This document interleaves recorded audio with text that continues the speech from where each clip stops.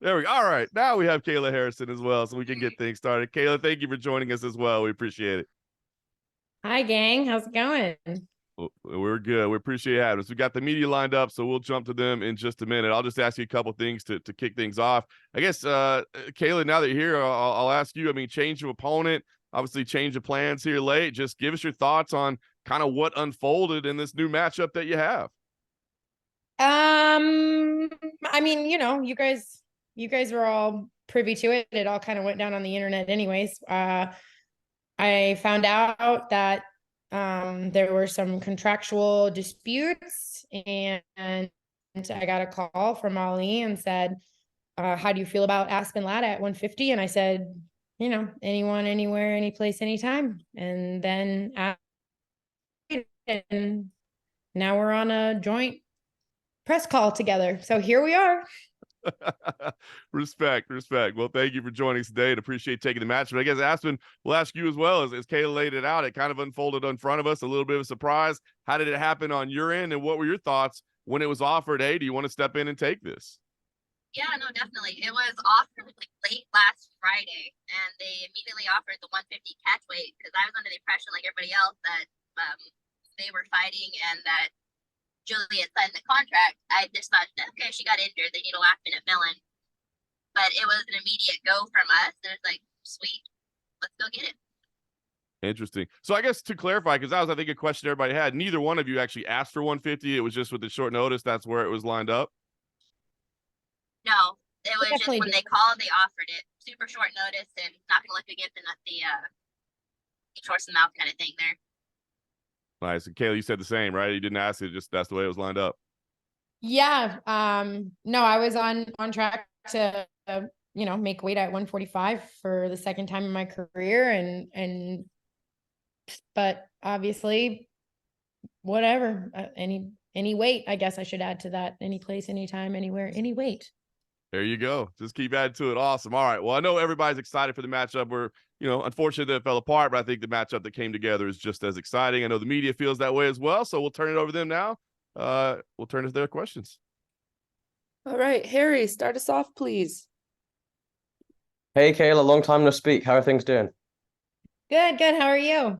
I'm good, thank you. And I was wanted to ask you, I watched the recent episode of the sort of countdown show for this fight, and you were sort of discussing your career and how you've been training for 20 years, twice a day, and you've had this year absence, and it was more a sort of, a mental healing and focused thing rather than a physical concentration. So what's the sort of year been like for you? Has it been like that? Has it been more on the mental sides? Yeah, absolutely. I think I was still in the gym training every day. I went from training twice a day, pretty much year round, to just training once a day, focusing on where I can get better, a lot of the holes in my game, trying to make them smaller. But the biggest gains I feel like I made mentally, and I would argue even spiritually. I grew, as a person, and I kind of found out who I was. If I wasn't Kayla Harrison Olympic champion, if I wasn't Kayla Harrison world champion, if I was just Kayla. And it's brought me a peace, and God has brought me a peace that can't be fucked with. So I think it's a great time for me. I'm feeling good. I'm excited. I'm grateful. I just have a totally different mindset going into this year and this fight, of like just one of gratitude versus pressure. And it's been fantastic. Has your goal in combat sports changed since before that fight to now? Absolutely not. I did have to get really still and kind of examine my life, examine my goals, examine my choices, and figure out, is this what I really want? And there's still that fire in my heart. There's still that desire to go down as undeniably one of the greatest to ever do it. And once I realized that, it's a matter of how and when, and having faith that it'll all work out the way it's supposed to. You know, everyone stumbles. This is for me more than a fight. I guess it's kind of a testimony to life, right? Like people stumble, people fall, people fail, shit happens. There's no perfect human on this earth. And what I do with it and how I carry myself after and how I choose to overcome says a lot about who I am as a person, and will just make that comeback that much sweeter. So I'm really looking forward to it, and the goal hasn't changed. Thank you. Nice to speak to you again and nice to have you back. Yeah, you too. Thank you. And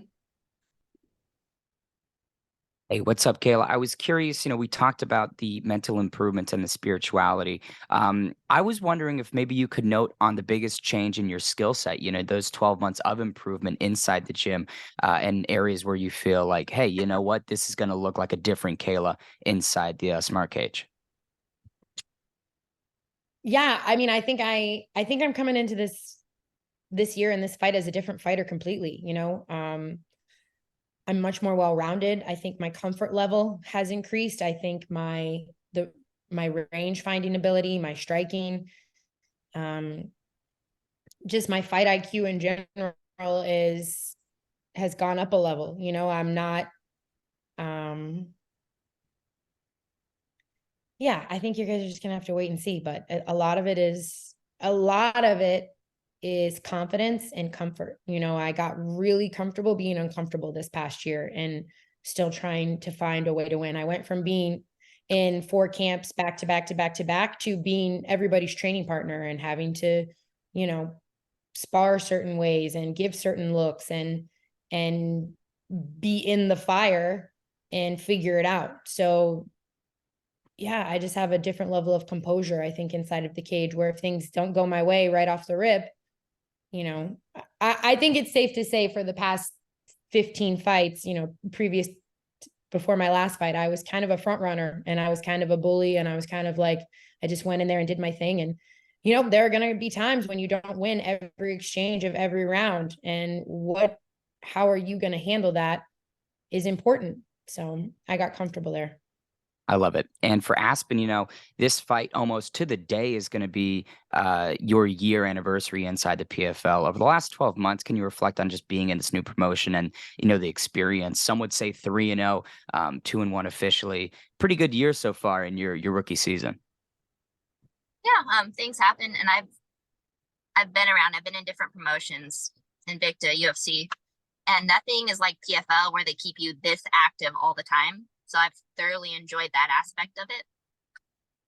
So yeah, just being able to be so active, being able to go out and improve in every fight, and not having to wait months on end, that's been the biggest change and the thing that I enjoy the most with it.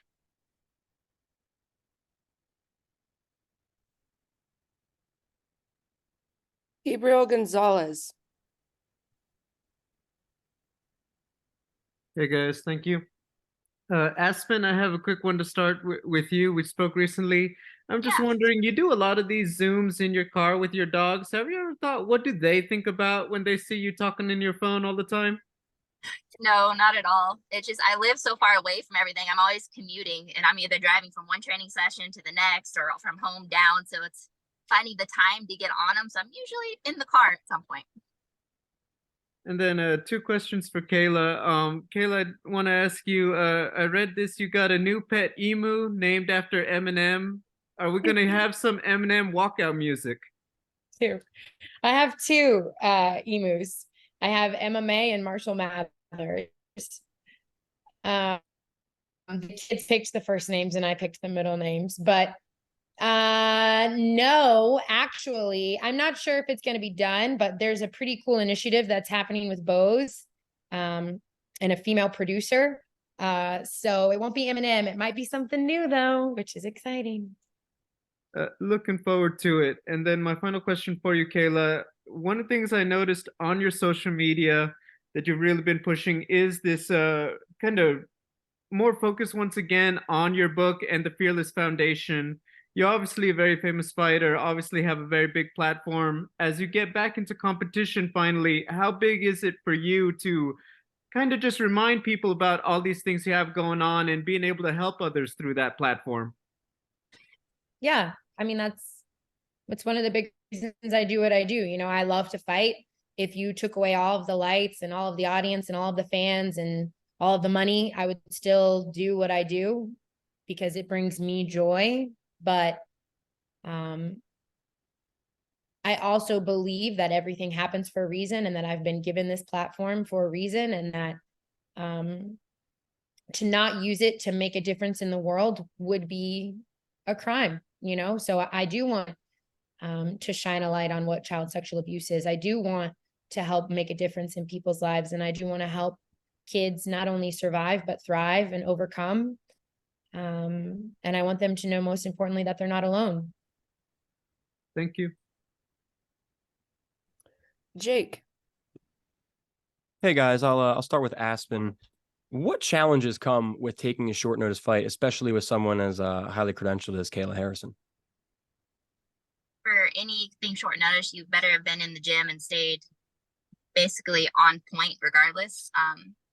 When it's this short notice, really the only huge difference is at the end, you're cramming a little bit with what they're particularly good at, where they shine. But really, as long as you stay in, you stay active, like we were prepared anyway, just in case for the state, and then preparing for other things.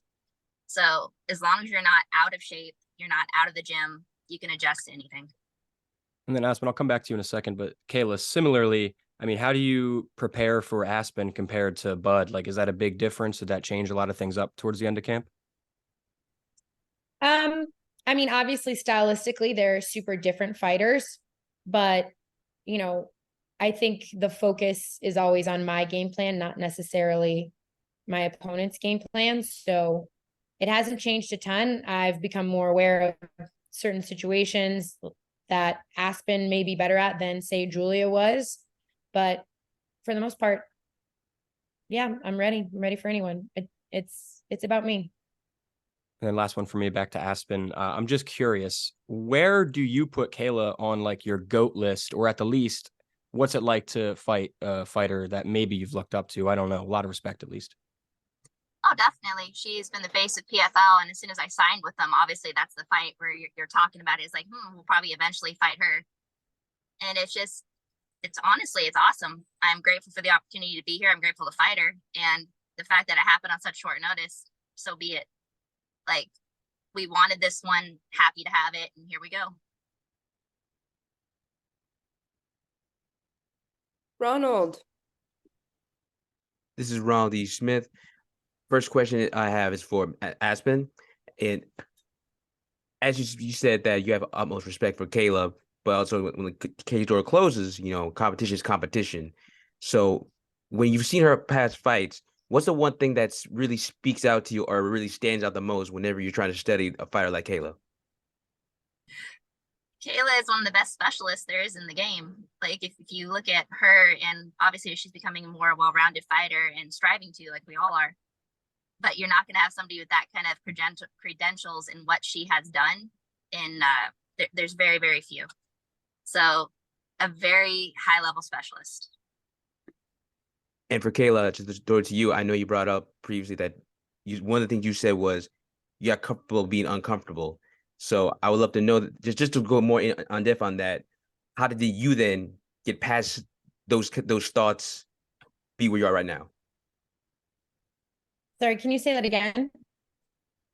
How did you get past those thoughts to be where you are right now? Yeah, I mean, you just you get to this. I think that fighting is such a solo sport, but you really have to have people around you who are willing to test you and push you and like I said, make you uncomfortable in order to get to that next level.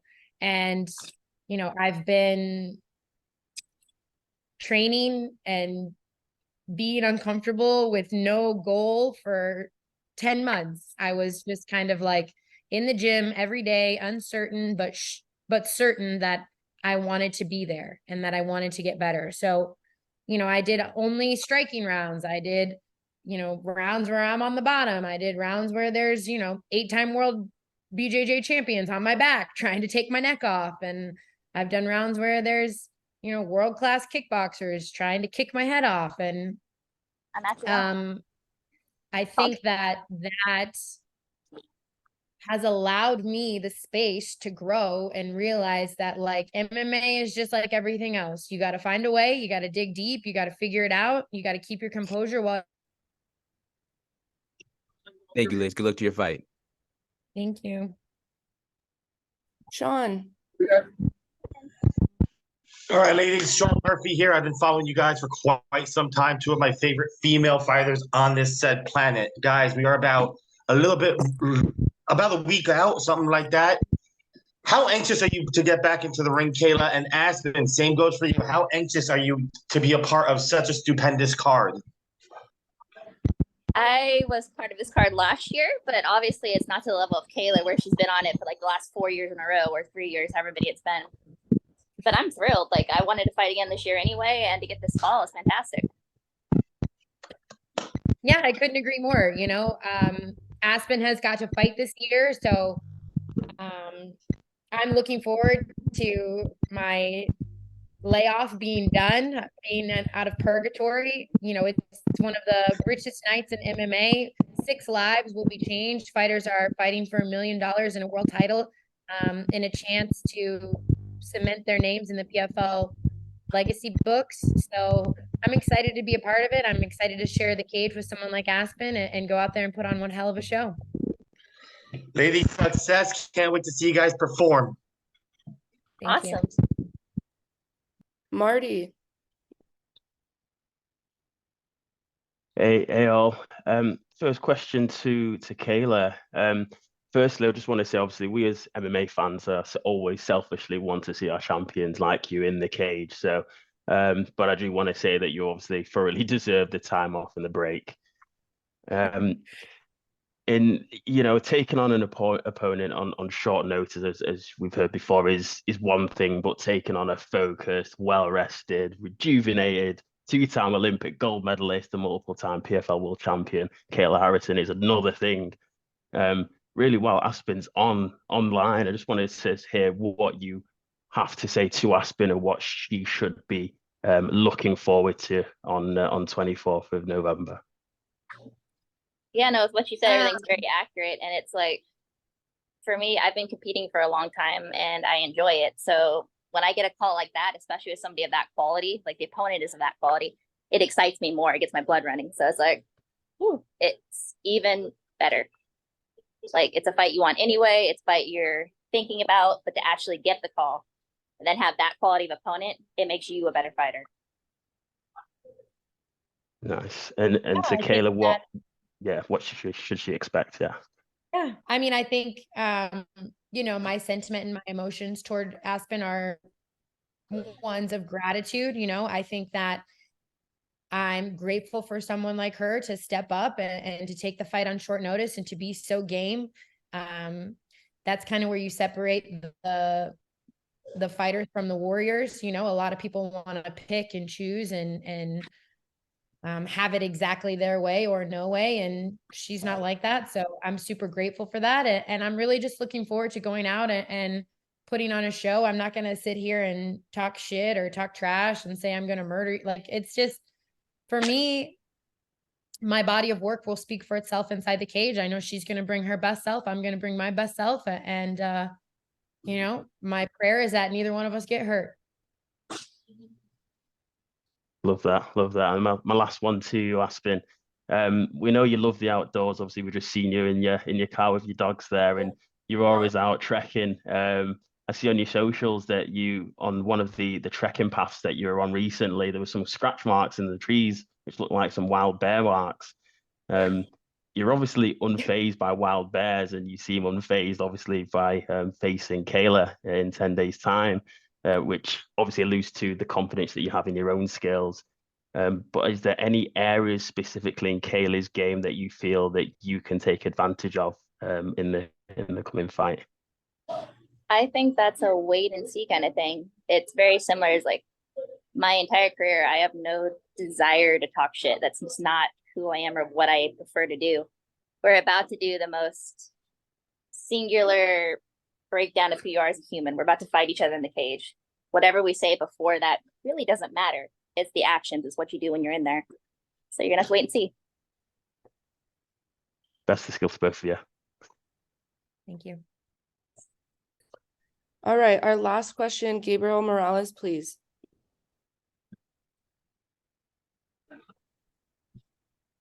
Oh my God. So my first question goes to Kayla. So knowing that you took a year off of a lot of mental preparation, how does it feel to be back in these moments a week before? Is the fire lit even more? Is it about the same? How are you feeling at this very moment? I just, I think I was to my good friend Kayla Rocco before jumping on this call. She's my personal professional braider, so props to Kayla. But I was talking a lot about how, especially after a loss in life or in a fight, you kind of have to, you question things, am I cut out for this? Is this who I am? Is this what I want?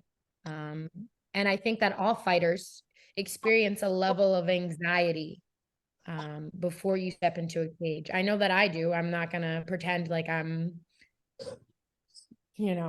like this. I think only serial killers would not be scared, like you have this kind of like, oh shit, am I really doing this? Am I really getting in a cage and they're locking the door and I'm going to fight another human being? Like, why am I doing this? What is wrong with me? What, you experience all of these like big emotions, and it's been a long time since I've experienced those. So I was kind of feeling like, what does this all mean? And I think too, I've done a lot of healing and a lot of growing in this last year. And part of the reason I was so successful in especially my judo career, and also this was, I was very fear driven. I was very, I have to get straight A's. I have to be perfect. I have to win gold medals in order for them to love me. I have to do this so that nobody can see that I don't feel worthy and I don't feel enough. And I've gotten to a point in my life where that's not the case anymore. I'm a beautiful child of God of inherent worth and value. And I questioned if I would still have what it takes to be a killer. And my friend Kayla said something that really brought it all home for me. It's like, dude, I see you every day at the gym. I see you when you're focused. I see you when you have your intent. I see you when you have your goals and your purpose in front of you. And make no mistake, like, you're a warrior, and that's what you were created to be. That's what you were born to be. I've been a fighter since the day I was born. Like, this is who I am. It's in my DNA. It's in my blood, and that is exciting, and that brings me joy, and that brings me gratitude. Like, I cannot wait to stop talking about it and just go out there and do it.